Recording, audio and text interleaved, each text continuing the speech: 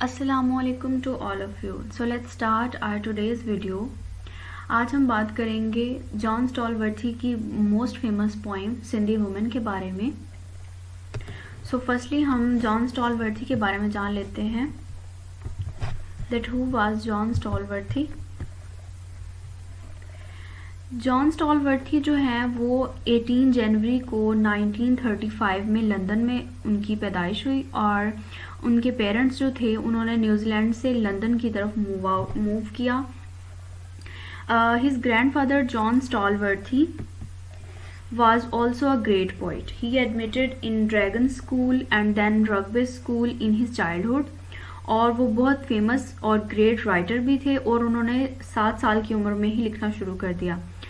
And he also wrote biographies of famous people like Wilfred Owen and लॉयस.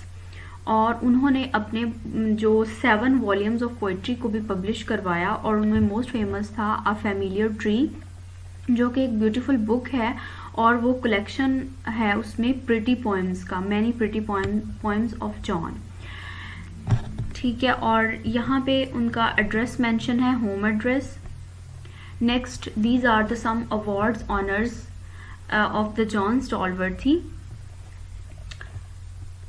Next one is the writings of the John Stallworthy, which are Between the Lines, Vision and Revision in Yeats' Last Poems, and Wilfred Owen, Poets of the First World War. ये उनके कुछ volumes हैं जिनमें बहुत सी poems थी, Pretty Poems of John. Then let's talk about the poem Sindhi Woman.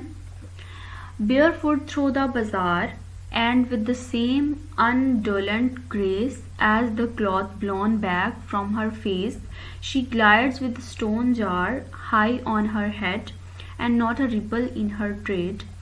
Watching her cross erect stones, garbage, excrement, and crumbs of glass in the Karachi slums, I with my stoop reflect they stand most straight, who learn to talk beneath a weight. So first stanza में एक बात हो रही है Sindhi women के बारे में, एक वुमेन के बारे में जो कि बेयर फुट है, नंगे उसके पाँव हैं, वो एक बाज़ार से जा रही है.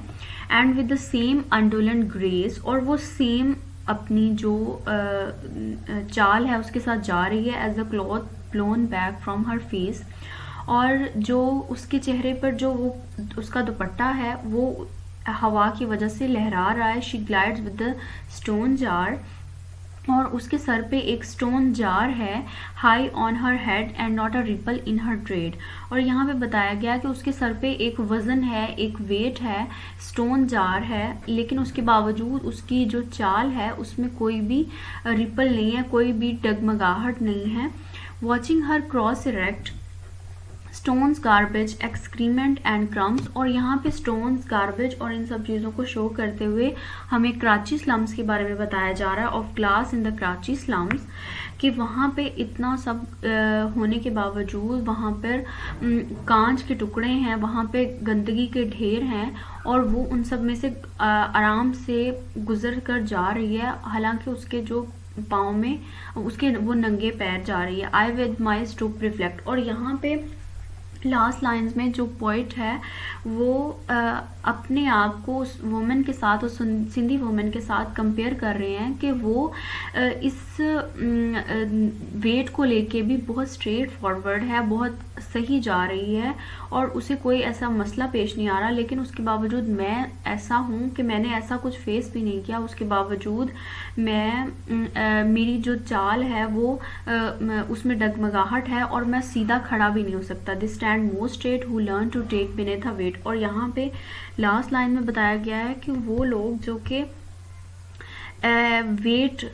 वेट उठाने से मुराद ये नहीं है कि असल का वेट से मुराद के लाइफ की हार्डशिप्स जो लोग फेस करते हैं, जो लोग उनसे भागते नहीं हैं, उनका सामना करते हैं, तो वही लोग हैं जो कि अपनी ज़िंदगी में बहुत सही अपनी ज़िंदगी गुजारते हैं और अपनी ज़िंदगी में मुश्किलात को सही से फेस करते हैं और सही डिसीजन लेते हैं. और जो लोग इन सब चीज़ों में से भाग जाते हैं, उन चीज़ों का सामना नहीं करते, तो उनकी चाल, उनका सब ऐसे हो जाता है जैसे कि मैं हूँ, मैंने इन सब चीज़ों को फेस नहीं किया और उसके बावजूद मेरी जो चाल है वो ख़राब हो गई है और मैंने ज़िंदगी से कुछ भी नहीं सीखा, मेरे पास अब कुछ भी नहीं है। और इसका ओवरऑल ये है कि पोइट यहाँ पे बताने की कोशिश कर रही हैं कि इंसान की ज़िंदगी में बहुत सी ऐसी हार्डशिप्स आती हैं, बहुत सी ऐसी मुश्किलात होती हैं।